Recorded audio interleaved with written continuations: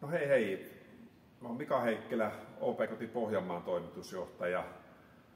Meillä oli tänään meidän koko yrityksen ja koko työyhteisön yhteinen tiimihengen vetämä päivä. Meillä oli tavoite siellä, että me tutustutaan toisiimme, päästään paremmin toistemme lähelle ja opitaan tuntemaan toisia. Meidän työyhteisö toimii isännöinnin ja kiinteistönvälityksen alalla.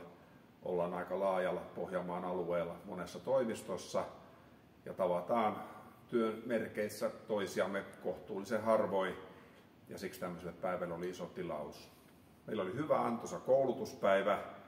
Kiitos tiimihengen kouluttajille.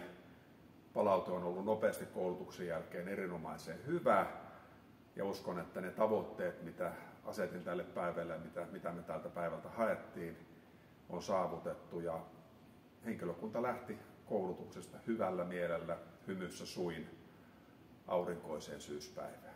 Kiitos tiimihenki.